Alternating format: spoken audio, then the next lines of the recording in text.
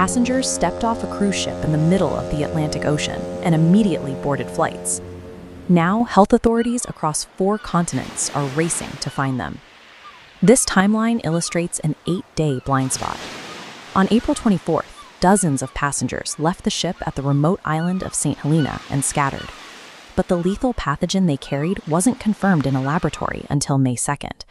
That pathogen is Hantavirus. Because of that testing delay, health officials from the United States to Singapore are frantically trying to track down anyone who was on that specific vessel. Containing a deadly, slow-brewing illness requires immense coordination. The challenge grows when the virus gets a multi-week head start on the modern travel grid. Hantavirus has been studied for decades.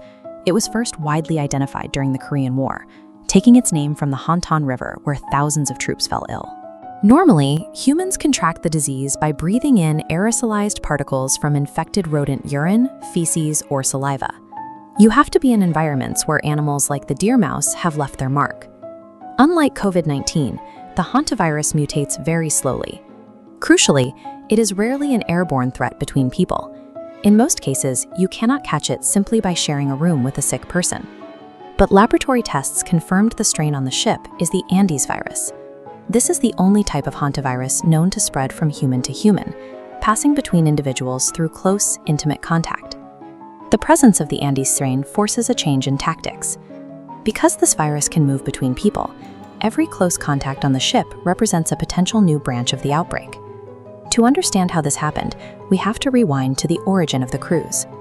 The voyage began on April 1st in Ushuaia, Argentina, a port city at the southern tip of South America.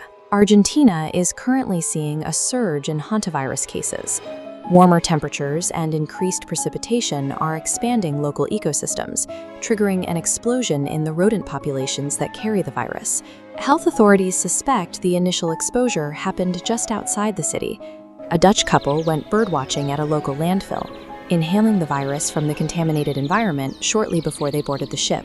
Shifting global climate patterns are actively altering where these animals thrive. This means humans encounter severe zoonotic diseases in areas that were previously considered low risk.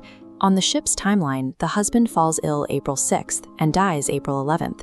His wife remains until April 24th, disembarking at Saint Helena, then flies to South Africa, where she also dies. Before leaving, they infect a German passenger and the ship's doctor. The close quarters of a luxury cruise ship acted as an incubator. It provided the kind of intimate, prolonged contact the Andes strain needs to execute its rare human-to-human transmission. This chart visualizes the biological hurdle facing tracers right now. Hantavirus has an incredibly wide incubation period. Symptoms can appear in as little as 1 week, or remain completely dormant for up to 8 weeks. For the exposed passengers, this creates a terrifying waiting game.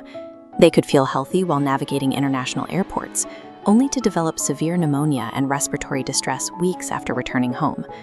Governments are implementing strict containment measures.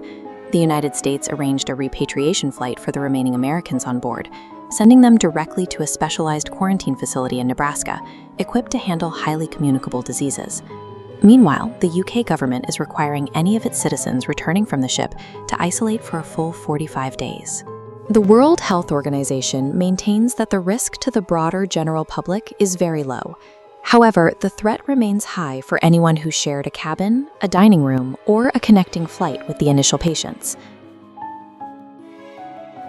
The outbreak on the MV Hondius shows how quickly localized ecology can go global, as shifting habitats bring rare zoonotic viruses into human contact. Our travel networks provide a direct corridor for these pathogens to reach every major continent.